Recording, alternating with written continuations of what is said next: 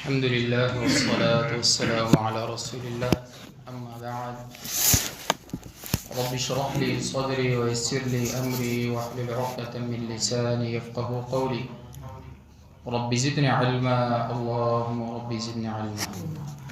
سیرت النبی صلی اللہ علیہ وسلم. سیدہ خدیجہ رضی اللہ عنہا کا مال لے کر تجارت کے لیے دوبارہ ملک شام کا سفر. نبی کریم صلی اللہ علیہ وسلم جب 25 سال کے ہوئے تو آپ صلی اللہ علیہ وسلم کے چچا ابو طالب نے کہا، میرے بھتیجے، میرے پاس مال اور دولت نہیں اور ہم سب پر مشکل وقت آ پڑا ہے، اور یہ تمہاری قوم کا قافلہ تجارت کے لیے نکلنے والا ہے، اور خدیجہ بنت خویلد رضی اللہ عنہا تمہاری قوم کے لوگوں کو اپنا مال دے کر بھیجا کرتی ہے. کیا ہی اچھا ہوتا ہے کہ تم اس کے پاس جاتے اور اپنے آپ کو پیش کرتے. میرا خیال ہے کہ وہ تمہاری طرف سبقت کرے گی. خدیجہ رضی اللہ عنہا کو چچا بھتیجا کی اس بات کی خبر ہوئی. انہوں نے نبی کریم صلی اللہ علیہ وسلم کو بلا بھیجا اور کہا، میں آپ کو اس سے دگنی تنخواہ دوں گی جو کسی دوسرے کو دیتی رہی ہوں.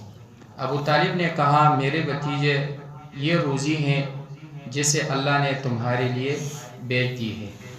کہتے ہیں کہ جب خدیجہ رضی اللہ عنہا کو آپ صلی اللہ علیہ وسلم کے بارے میں صدق گوئی، امانت اور اخلاق حسنہ کی باتیں معلوم ہوئی تو انہوں نے خود آپ کو بلا بھیجا اور آپ سے طلب کیا کہ ان کا مالی تجارت لے کر شام جائیں، اور وہ آپ کو اس سے اچھی اجرت دیں گی جو دیگر تاجروں کو دیا کرتی ہے. رسول اللہ صلی اللہ علیہ وسلم نے ان کی یہ بات منظور کر لی. خدیجہ رضی اللہ عنہا نے آپ صلی اللہ علیہ وسلم کی اجرت 4 اونٹنی مقرر کی تھی، اور کہا جاتا ہے کہ خدیجہ رضی اللہ عنہا نے آپ کے ساتھ ایک دوسرے قریشی آدمی کو بھی اجرت پر آپ کے ساتھ لگا دیا. آپ کے ساتھ خدیجہ رضی اللہ عنہا کا ایک غلام بھی گیا جس کا نام میسرہ تھا. آپ صلی اللہ علیہ وسلم بصرہ کے بازار میں پہنچے اور اپنا مالی تجارت بیچا تو گزشتہ تاجروں کے مقابلے میں دگنا نفع ہوا، اور جو کچھ خریدنا تھا خرید کر مکہ واپس لوٹ گئے. آپ کے ساتھ میسرہ بھی تھا جس سے اپنی مالکن خدیجہ رضی اللہ عنہا کو اس نفع کی اطلاع دی جو ان کی تجارت سے حاصل ہوا تھا، تو وہ بہت خوش ہوئی. میسرہ نے ان کو نبی کریم صلی اللہ علیہ وسلم کی صدق گوئی، امانت داری اور اخلاق حسنہ سے متعلق ساری باتیں بتائی. نیز یہ بھی بتایا کہ آپ صلی اللہ علیہ وسلم اور ایک آدمی کے درمیان مال و فروخت کرتے وقت کچھ بات بڑھ گئی تو اس نے آپ سے لات اور عزا کی قسم کھانے کو کہا. آپ صلی اللہ علیہ وسلم نے کہا، میں نے کبھی ان دونوں کی قسم نہیں کھائی ہے، اور میں جب کبھی ان کے پاس سے گزرتا ہوں تو ان کی طرف دیکھتا بھی نہیں. اس آدمی نے کہا، تمہاری بات مان لیتا ہوں.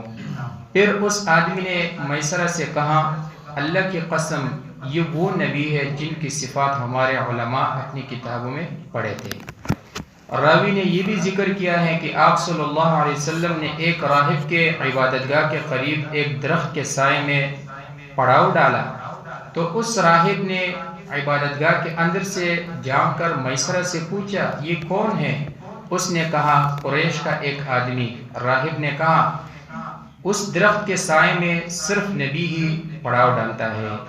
پھر آپ صلی اللہ علیہ وسلم نے اپنا مالی تجارت فروخت کیا اور اس کے عوض دوسرے چیزیں خرید کر واپس چل پڑے.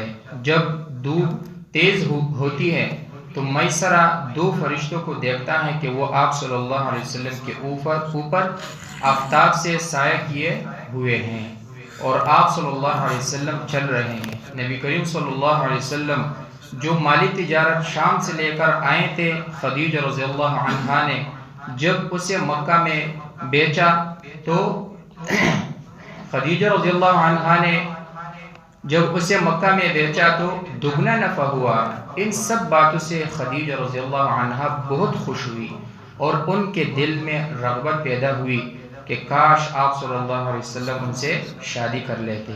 اس وقت آپ صلی اللہ علیہ وسلم نے اپنی عمر کے صرف 25 سال پورے کیے تھے۔